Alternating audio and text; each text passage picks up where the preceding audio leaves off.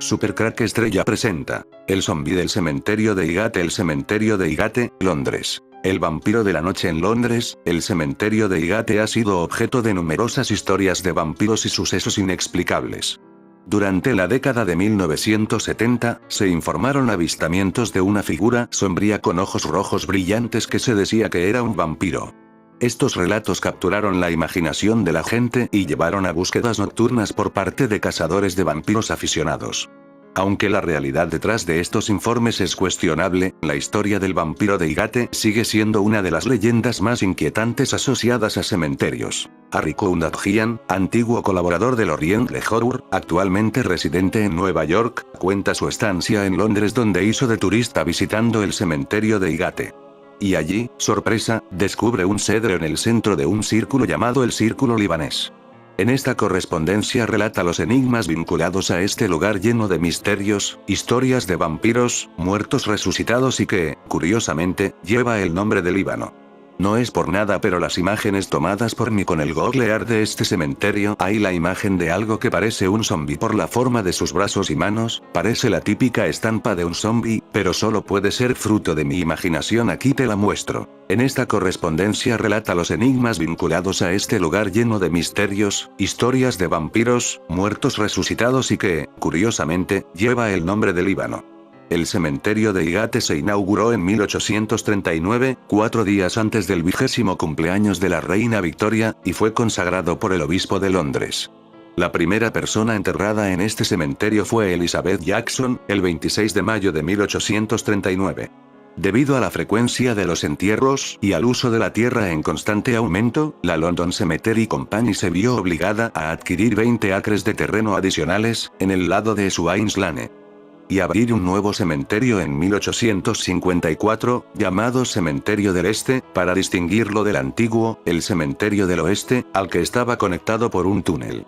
Pero, curiosamente, el primer entierro en el Cementerio Oriental no tuvo lugar hasta 1860. Hoy en día hay alrededor de 166.800 personas enterradas en Highgate en 51.800 criptas. Hoy en día, el cementerio de Highgate está dividido en dos partes, la que aún está en actividad y la occidental, transformada en una especie de gran museo funerario, solo accesible mediante visitas guiadas, donde se puede admirar un sorprendente conjunto de tumbas y mausoleos de egipcios. Inspiración, llamada la ciudad de los muertos, así como las tumbas de ciertas personalidades. Faraday, Karl Marx, el escritor George Eliot, ciertos miembros de la familia de Charles Dickens, e incluso Elizabeth Siddal, primera esposa del poeta y pintor rafaelita, Dante Gabriel Rossetti. Es en esta parte del cementerio donde se encuentra el Círculo del Líbano. Un extraño asunto está relacionado con los restos de Elizabeth Siddal, ver recuadro, y es sin duda el origen de la reputación de Highgate como lugar embrujado.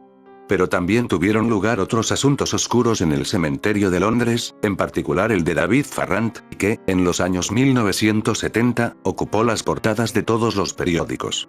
Este representante de la sociedad oculta británica organizó una auténtica misa negra en el cementerio tras varios testimonios de personas que afirmaron haber sido atacadas, de noche, por un misterioso individuo surgido del Círculo del Líbano.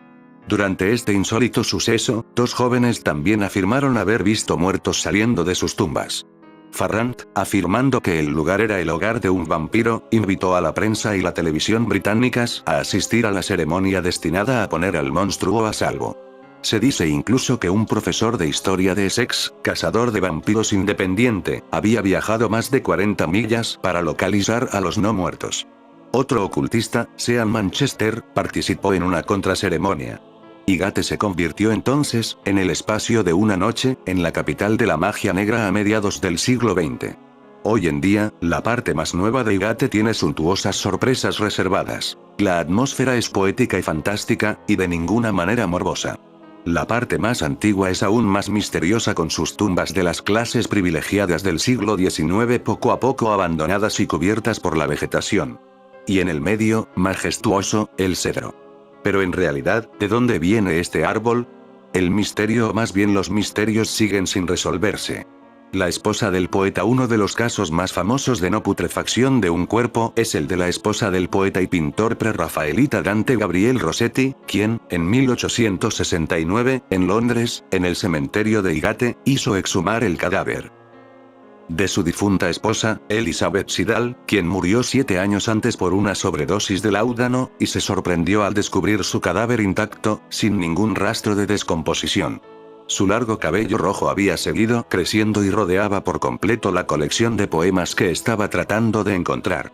Esta inusual noticia inspiró un cuento de Bram Stoker que tituló El secreto del oro creciente, que aparece en la colección de cuentos El invitado de Drácula.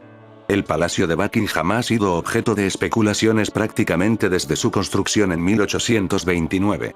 Actualmente, se sabe que cuenta con una red de túneles y pasadizos ocultos, algunos de los cuales se utilizan para facilitar la movilidad de la reina y otros miembros de la familia real. Lo que la población londinense no esperaba saber es que cuenta con un túnel secreto que conecta el palacio con el exclusivo Duke's Bar en Mayfair. Conocido por sus famosos martinis, Duke's Bar ha sido durante mucho tiempo un punto de encuentro para la élite londinense y visitantes de todo el mundo. En 2021, Jack Brooksbank, esposo de la princesa Eugenia y miembro de la familia real británica, desveló en una fiesta la existencia de esta conexión directa entre el bar y el palacio. Al parecer, su ubicación se encuentra tras un espejo de grandes dimensiones instalado en plena White Drawing Room.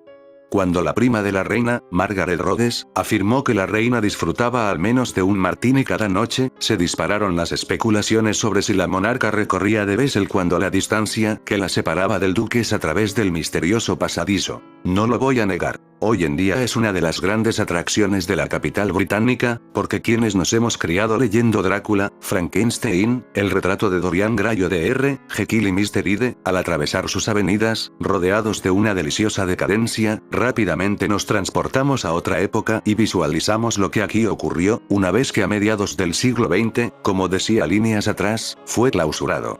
Asegura la historiadora Alice Marshall que la fama del cementerio saltó a los medios sobre todo cuando en el mes de diciembre de 1969 varios testigos aseguraron haber visto, muy cerca de la tumba de Karl Marx, una sombra muy alta que parecía perseguir a los paseantes.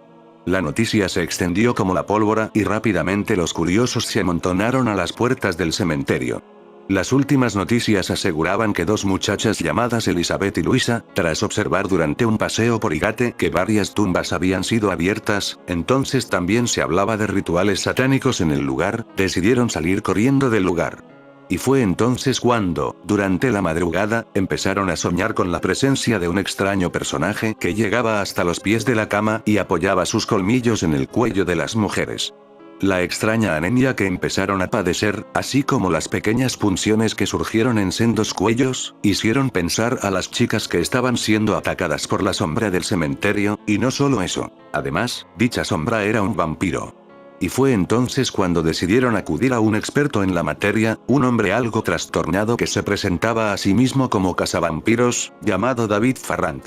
Este les aconsejó que hicieran uso de ajo y de collares de plata con crucifijos, y lo cierto es que los ataques nocturnos cesaron. Obviamente a esas alturas eran ya demasiado los que hablaban del vampiro y Farrant, intentando hacer su trabajo lo mejor posible, se dedicaba un día sí y otro también a recorrer las 15 hectáreas del cementerio para darle caza e incluso redactó una nota que fue publicada en el Hampstead and Highgate Press, donde pedía la colaboración ciudadana para encontrarlo, o para que aportasen nuevos testimonios.